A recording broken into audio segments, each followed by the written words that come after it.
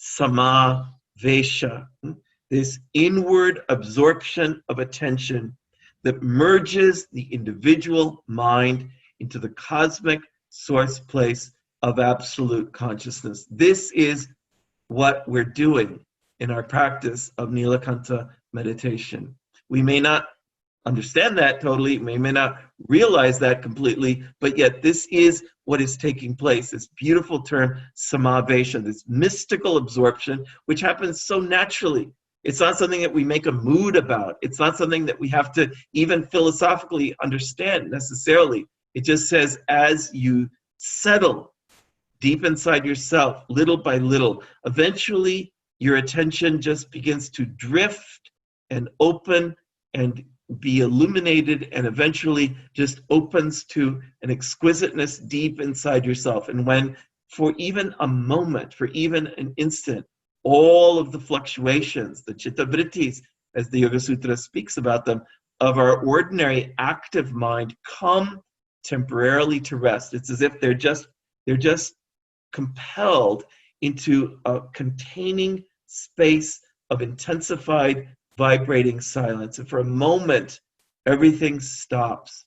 Everything just stops. Even our own thinking, our own registering, our own bodily sensation, our own senses, our own emotions, everything just comes to rest. This is the Turiya state, fourth state of consciousness, so naturally begins to open in meditation. And when that happens, our individual attention has momentarily merged into its ultimate source place. Just so naturally, without any fanfare, without any sort of necessary sort of anything else, just naturally settles into that place. And then, because of that, because we have touched that place inside us, because of the beauty and potency and sacredness, the heartseed mantra that we're using as a vehicle for that experience of meditation, now there is a corresponding response, as it were.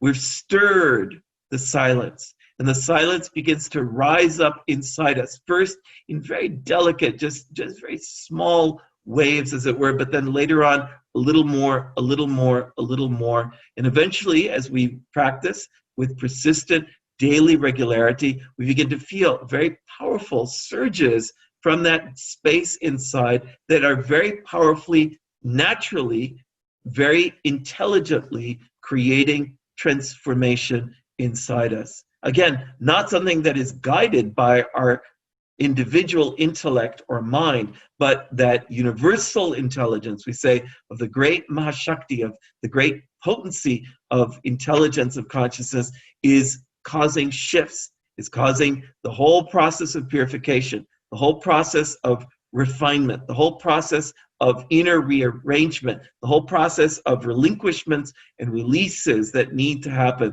the whole process of a brightening, shifting, an empowering sequence that happens inside us. And because of that, then we begin to experience aspects of that absoluteness that begin to show up in the active experience of our mind. That silence begins to infuse itself into our moment-by-moment awareness. It begins to just become active and really powerful and really supporting in a very powerful way the activity of our moment-by-moment awareness.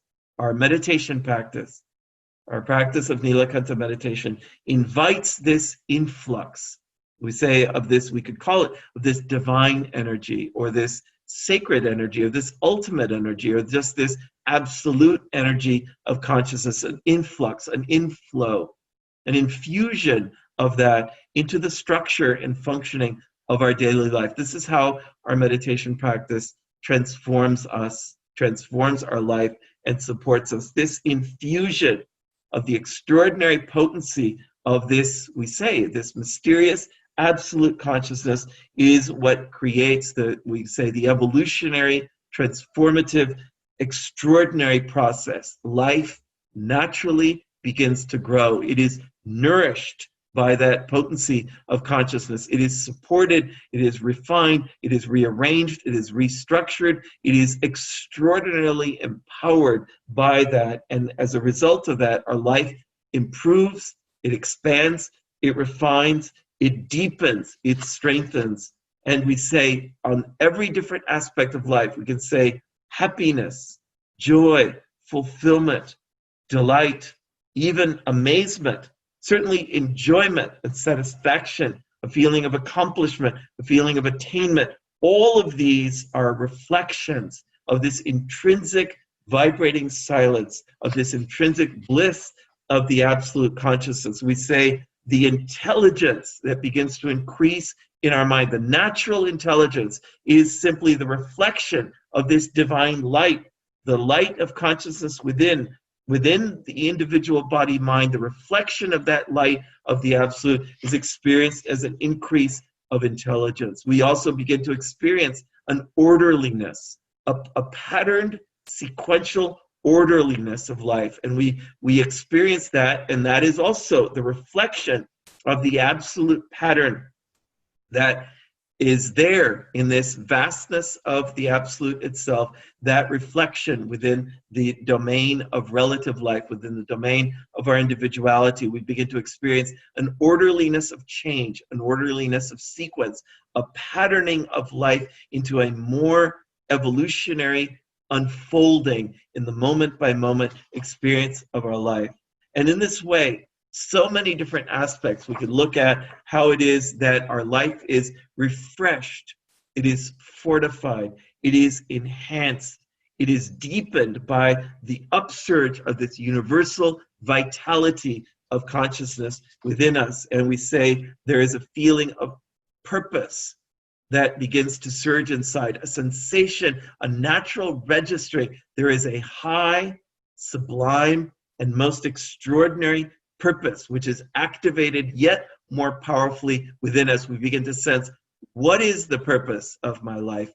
Why was I born here in this body, in this time, in this circumstance? We begin to discover, well, there may be many purposes to life. The Indian tradition speaks about the so-called purusharthas, the purposes, the aims of human life, but deepest within this purpose of highest attainment, of freedom, of maximum accomplishment, of taking possession of the entire range of life, not just living the surface of life, not just being restricted only to, say, to the material or the stula or the superficial dimensions of life, but really encompassing in the full range of our own attention the entirety of existence, both the waves at the surface of the ocean, but then also, we say, the ocean itself.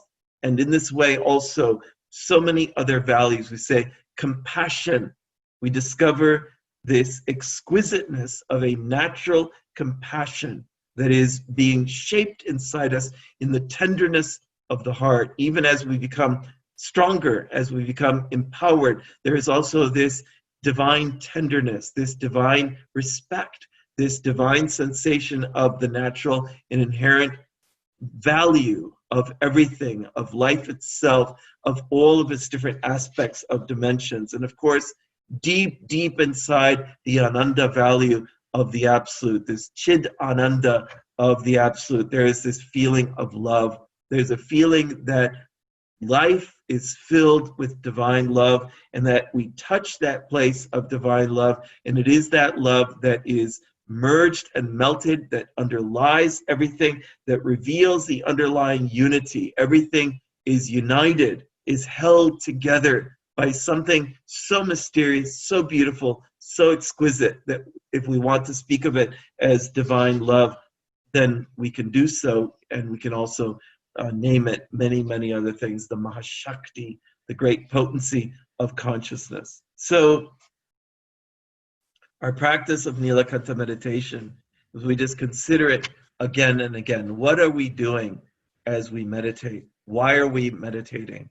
As we have to understand the process of it. We have to understand the mechanics of it.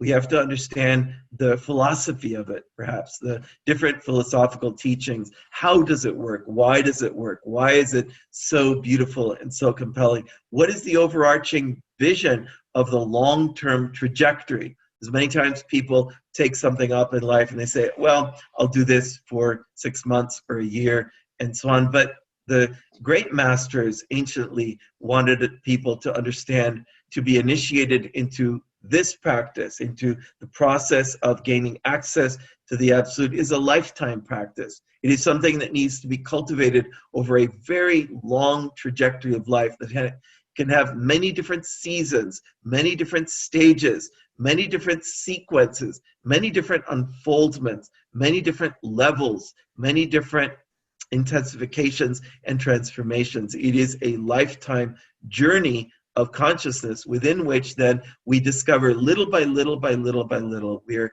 naturally being led. Just as the child, when the child is very small, there is a limited understanding in the mind of the child. The child has no real concept of the possibilities inherent in the life that they are just beginning in that way. And little by little, the mother, the father, the parents, the grandparents, and so on begin to speak sweetly to the child and begin to draw forth the understanding in that child. And then the teachers in the sequence of education begin to offer perspectives on life, begin to open a broader panorama, a broader vista in that way. So too for us, as we walk a path of unfolding of consciousness, our very concept, our very understanding itself will expand, will transform, will grow as we ourselves practice day by day in a very beautiful way.